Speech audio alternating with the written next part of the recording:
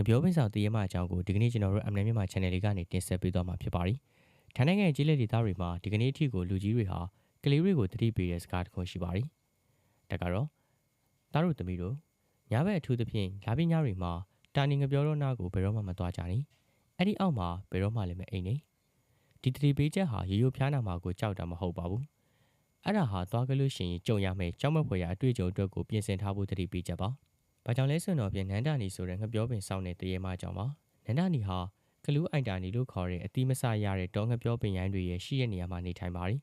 ထိုင်းလူမျိုးတွေဟာဒီလိုမျိုးငပြောတောတွေကိုသူတို့ရဲ့အိမ်သားမှာလုံးဝကိုမဆိုင်ပြူရဲကြပါဘူးဘာလို့လဲဆိုတော့အဲ့ဒီတောဟာတရေမရဲ့နေမီဖြစ်နေလို့ပါ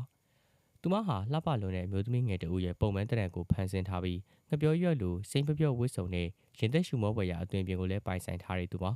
ဒါပေမဲ့သူမကိုမြင်မှုတဲ့သူတွေကသူမရဲ့ခြေထောက်တွေဟာမြေကြီးကိုလုံးဝထိမနေဘူးမြေပြင်နဲ့အနေငယ်ခွာပြီးတော့မျောနေတယ်လို့ပြောကြပါတယ်။သူနဲ့ပတ်သက်တဲ့ဇလန်းတွေကအထင်ရှားဆုံးတစ်ခုကိုပြောပြပေးပါရစေ။လွန်ခဲ့တဲ့နှစ်တွေတုန်းကကျေးလက်လမ်းမပေါ်မှာညအမှောင်နဲ့မိုးတက်မုန်တိုင်းမိနေတဲ့ခီးသွွားတစ်ယောက်ဟာခိုနားစရာနေရာကိုဆေးရထက်တန်စွာရှာဖွေနေတော့ငပြောပင်တွေထူထပ်တဲ့နေရာတစ်ခုကိုတွေ့လိုက်ရပါတယ်။အလင်းရောက်မရှိပေမဲ့ကြောက်စရာလည်းမရှိဘူးထင်ရပေမဲ့ငပြောတော့နားကိုရောက်တဲ့ချိန်မှာမုန်တိုင်းရဲ့အတန်တွေကရုတ်တရက်ဆိုသလိုတိတ်ဆိတ်သွားပါတယ်။ပဝင်းချင်းဟာအိတ်ဆက်တဲ့တိတ်ဆိတ်မှုနဲ့ဖုံးလွှမ်းသွားပါတယ်။အဲ့ဒီချိန်မှာပဲခီးသွွားရဲ့မျက်စိရှိကိုငပြောတော့ရဲ့အလေပိုဟိုကနေပုံရိပ်တစ်ခုကဖြင်းညင်းစွာကိုပေါ်ထွက်လာပါတယ်။အလွန်လှပပြီးတော့ဆင်းလေးလေးဝစ်စုံနဲ့ဝမ်းနဲ့ပူဆွေးနေသလိုမျိုးလုံးလေးနဲ့မျိုးသမီးတဦးဖြစ်တဲ့နန်းတာနီဟာဖြည်းဖြည်းချင်းကိုမှမျောလင်းလာပြီးတော့ခီးသွွားကိုမှိတ်နေတဲ့ငပြောသီးတစ်လုံးကိုကန်လိုက်ပါတယ်။ခီးသွွားဟာလည်းမရဲတရဲနဲ့ကန်လှမ်းတဲ့အသီးကိုလဲလဲလိုက်တဲ့အခါမှာထူးဆန်းမှုတွေကစတင်ဖြစ်ပေါ်လာပါတယ်။သူ့ရဲ့လက်ချောင်းကနေအသီးရဲ့နူးညံ့မှုတွေအသားတွေကိုနှိပ်ဝင်မသွားဘဲနဲ့စေကတဲ့အရေးတစ်ခုတည်းကိုနှိမ့်မြုပ်သွားခဲ့ပါတယ်။သူ့ရဲ့လက်ကိုပြန်ပြီးတော့ရုပ်လိုက်တဲ့အခါမှာလက်ပွားတစ်ခုလုံးဟာသွေးရည်တွေကိုရွှဲနေခဲ့ရပါတယ်